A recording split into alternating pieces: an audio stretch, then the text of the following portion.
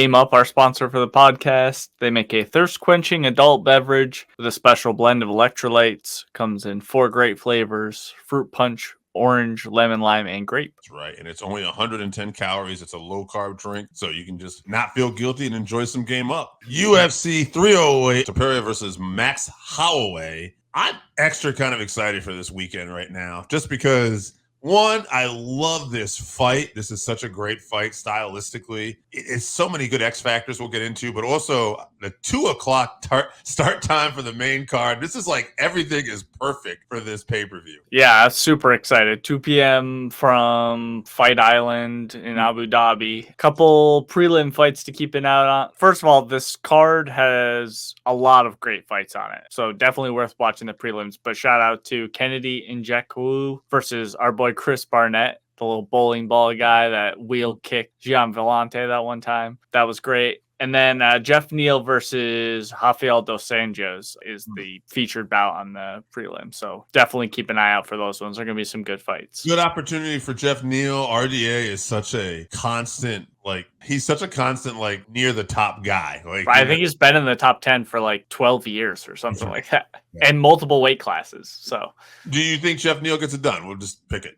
Yeah, I think he does. Okay. I think his takedown defense is good enough, and on the feet, he's much faster and more powerful. Not grappling-wise, but striking-wise, his shots are more powerful. So I think I'm going to pick Jeff. I think so, too. I think he'll maybe even get a finish, maybe. But RDA is so tough, it's hard to say. He is tough, yeah. So, main card, Sharaputdin Magomedov, the Pirate. The red-haired pirate versus Armen Petrosyan. Petrosyan, 9-3, 6 KOs, 3 decisions, 3-2 in the UFC versus the Pirate, 14-0, 11 KOs, 3 decisions, and he's 3-0 in the UFC. Oh man, the Pirate. He only fights in this part of the world, Saudi Arabia or Abu Dhabi. Because he's got one eye. So he can't get sanctioned anywhere else. And I think there might be some holes in this game. We've talked about this before, but I don't think we're going to see it yet. I think this fight is picked specifically, just looking at these two, for him to get the win. I don't know if he'll get the finish. That's my only question. But I will say second round KO, but we'll see. Yeah, Petrosyan's going to kickbox with Sharaputdin, and I don't think that's a good idea for anyone at middleweight outside of maybe Izzy. I'm going to assume we see Shara style on him a little bit and then ends up finishing him. So I'll say TKO round 3. Let's move on from a very striking heavy fight to what could potentially be very grappling heavy. Magomed Ankalaev versus Aleksander Rakic. This is probably a title eliminator fight. Very, very possibly. Rakic I bet they want him to beat Magomedov. I do. Me too, actually. Rakic is 14-4, 9 KOs, 1 sub, 4 decision. He is on a 2-fight losing streak right now, but we're talking Blachowicz and the former champion, right? The heck? Oh, yeah. Yuri Prochazka, yeah. Prochazka. So, only until it's 2 losses were very tough competition. So we still see... Andy was coming back from that knee injury from those fights as well. So, man, Magomed Ankalaev, 18-1-1-1, 10 KOs, 8 decisions. He's 10-1-1 in the UFC. Performance of the night 4 times. I mean, other than a draw and a no contest, which was, I think it was a legal knee early in the fight with Johnny Walker, who he came back and stopped. I mean, the only time he's lost was in his UFC debut. I talk about it all the time because it's very noteworthy. Was to Paul Craig, and it was basically to get submitted with 1 second left. So we're talking about as close to an undefeated fighter as you can be, not named John Jones. So I would have to say I'm not pulling for him, but I would still consider him the favorite to win here by decision. Yeah, I'm a fan of Rakic, and he sure needs a win. Like you were saying, I'm hoping with his back against the wall, he finds another level. But like you said, Ankalaev is almost unbeaten. So he had that last second loss where it was, I believe, a triangle choke, and he didn't go unconscious. He just tapped out. So clearly just didn't know how much time was left because he didn't go out. He could have just held on for another second and stayed conscious and won that fight. And then obviously the draw with Jan, which was super boring. 2 guys basically nullified each other grappling. So he's pretty much dominated everyone else. So I have to pick him. Probably similar to the Jan fight. I mean, Ankalaev can strike and will entertain it a little bit, but as soon as he sees an opening, he'll take Rakic down, and he'll probably just hold him down for the whole fight. So I'm going to pick Ankalaev by decision. All right. Lerone Murphy versus Dan Ige. Ige coming off an exciting fight that he was not successful in, but he took on basically hours notice because he was in the air UFC. So we all love Dan Ige for that. He's 18-8 overall, 6 KOs, 5 subs, 7 decisions. Performance of the night like 4 times. He's an exciting fighter. Lerone Murphy, though, 14-0-1, undefeated, 7 KOs, 7 decisions, 6-0-1 in the UFC. His first UFC fight was a split draw, and he's won every fight since then. I'm going to say Lerone Murphy's going to get this done probably by decision. Although, again, it's kind of like the last fight. I'm kind of rooting for Ige. It'd be more of a feel-good decision, feel-good moment if he wins, but just can't favor that at the moment. Yeah, the UFC is like, hey, Dan, thanks for stepping in on like 1 hour's notice. Your reward is flying across the world to fight this super tough, relatively unknown, undefeated fighter. So thanks a lot. Enjoy that. Dan should have a wrestling advantage, but Murphy has developed like outstanding takedown defense. He's like, I see him with a similar style to like Leon Edwards, where he's just a tremendous kickboxer, very patient on the feet and has great takedown defense. A little bit more active than Leon Edwards, maybe less dangerous. But I still think, that being said, he can cause Dan some problems on the feet. Definitely more technical, if not more powerful for sure. So I think I'm going to pick Murphy by decision, but I'm pulling for Ige as well. I don't dislike Leon Murphy. I just think Ige is getting a raw deal. Yeah, no, I'm with you. I'd like to see Ige get promoted a little bit and maybe some favorable matchmaking. UFC does not like to do that, but it's not like they never do it. But yeah, that's true. Yeah. Speaking of which, some jump in the queue. Robert Whitaker versus Khamzat Chimaev. Chimaev, we know he's had his struggles with health issues and everything the last couple of years. Struggle making weight, struggle getting to the fight. But we still have to look at this guy's record. He's 13-0, 6 KOs, 5 subs, 2 decisions, 7-0 in the UFC, performance of the night 4 times, and 1 fight of the night against Gilbert Burns. So nobody's had the answer to him yet, although we have seen cases where we're like, if this could have gone a little longer. So enter Robert Whitaker, 26-7, 10 KOs, 5 subs, 11 decisions. He's won 3 out of his last 5. His only 2 losses were to Stylebender and DDP. So basically, the former champion and the guy who was about to be champ. Let's see. Former middleweight champ, fight of the night 5 times, performance of the night 4 times, Ultimate Fighter smash winner.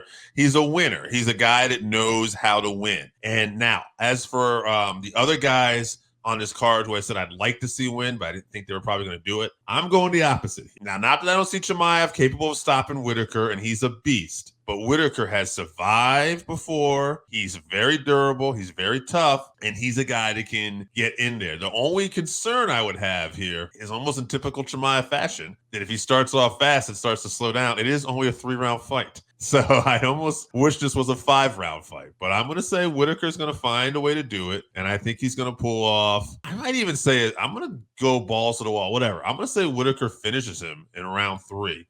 He's going to turn it around. Chimaev's going to get gassed, and Whitaker will pull off the finish. I won't be surprised if Chimaev finishes him either or just wins the fight, but I'm going to go with Whitaker. Yeah, Khamzat has lost his aura for me at the minute for sure. I'm still not convinced that he makes it to the octagon, but if he does, if he makes it there and he goes in and he dismantles Robert Whitaker the way that he beat some other guys, I'm back on the Khamzat bandwagon for sure. But the only other middleweight that real middleweight he's beat is Gerald Meerschaert, who he caught in like the first 20 seconds of the fight. He punched him unconscious, and then his other middleweight fight, he fought, Usman. And if that was a 5-round fight, a lot of people think he would have lost. Usman was taking that on short notice and has fought most of his career at welterweight. Right. So plus this fight was already matched up. So Bobby Knuckles already had a training camp preparing for Khamzat, and then he got a second one. So, and you spoke to the durability of Robert Whitaker. Yes, he did get knocked out by DDP, who is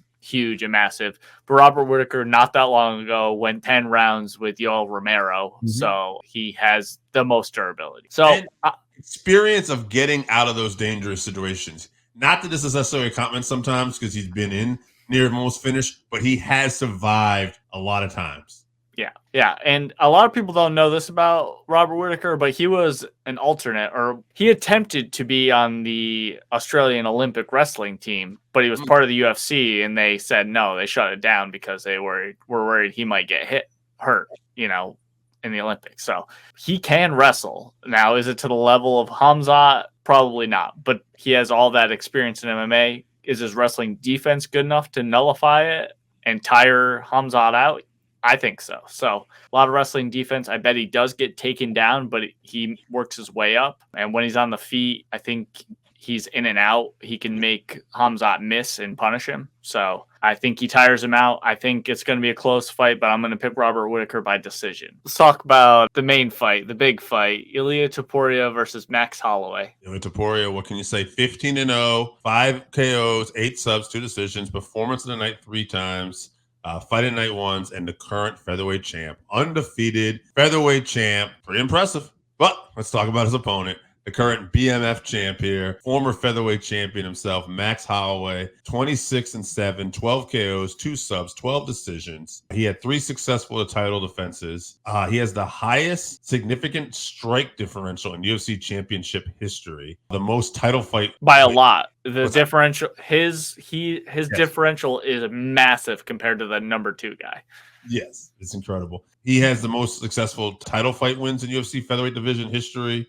This guy he's got so much. Fight of the night 7 times. This is just an all action, all exciting fighter with a granite chin who has won championships, and he's still one of the best going today. He's a great matchup. I think they're going to probably box. And if you're boxing Max Holloway, it's a dangerous game. But if anyone could put him out right now, it probably could be Topuria at featherweight because he's got lethal boxing. He's knocked some people out. And I would say Max is getting bigger. Max is a professional, but he's getting bigger. So I would imagine the weight cuts are maybe a little more difficult for him. It's going to be a real close, competitive fight. It could go any way. It's hard to go against Ilia because he is the undefeated featherweight champ. Probably picking with my heart, but I picked with my heart, and I also had an explanation the last time when a lot of people said Justin Gaethje was going to knock out Max Holloway. Till I see somebody put Holloway out, I don't see it happening. And if you're going to box with this guy, I think that backfires on you. Now, maybe once we get there, we're going to see a different game from Ilia. We're going to see more leg kicks, takedowns, and he'll get a decision. But I don't know. I'm going to go Holloway right now. I say he rides that train, and I hope if he does win the title, even though it's a little unorthodox and we always want our champs to defend it, I hope he goes from BMF title to featherweight title, and I hope they give him a shot at Islam or whoever the champ is at that time. Yeah, so Ilia is a tremendous fighter, albeit a very annoying champion. Talks a lot of shit. I think I talked about this last week. Used to be quite a fan of the guy. Can't stand him at all. He's my second least favorite champion now, behind John Jones. We all know what a big fan of John Jones I am. But Ilia's tremendous. He's great everywhere, with particular emphasis on his power punching. Max did get dropped for the first time in his career in his last fight with Gaethje. So that score 1 point for Justin Gaethje there. You could say Ilia does everything in the cage as well, if not better than Max. But Max he's just a true fighter, and he finds a way to win all in every situation. So he also thrives off people challenging his skills. People were talking about who the best boxer in UFC was. Max was dodging punches versus Cater while yelling that he's the greatest boxer in the UFC, making him miss while not even looking at him. And then Brian Ortega how to throw a punch while he was punching. Yep, teaching Brian Ortega how to throw a punch. Everyone was so worried about him fighting Justin Gaethje and worried about his power and everything, and then Max ends up dismantling him and knocking him out. So in the last 10 years at featherweight, he's only lost to Volkanovski. Close fights, you could say, just stylistically, matchup-wise, not a great matchup. So I could not be more biased. Obviously, Max is my favorite fighter. He's my guy, but I'm picking Max. So I'm going to pick him by 4th round TKO. I think that Ilia comes out strong, touches Max a few times, hits a lot of leg kicks. Max makes some adjustments, starts touching Ilia back. Ilia goes for takedowns. Max scrambles up. Ilia starts to tire out. And because he's undefeated and hasn't taken a loss and hasn't been really down hard at all, Max breaks him and then ends up TKOing him. So round 4 TKO, Max bless Holloway. Let's go. You heard it here first. If you haven't tried Game Up, then you are missing out. Imagine your favorite seltzer and your favorite sports drink had a baby, but it's way better than that. Each can is 110 calories, low carb, 4.9 ABV. It's a nice light drink that is not light on flavor. Game Up comes in fruit punch, orange, lemon, lime, and grape. Pick it up at drinkgameup.com or at your nearest liquor store.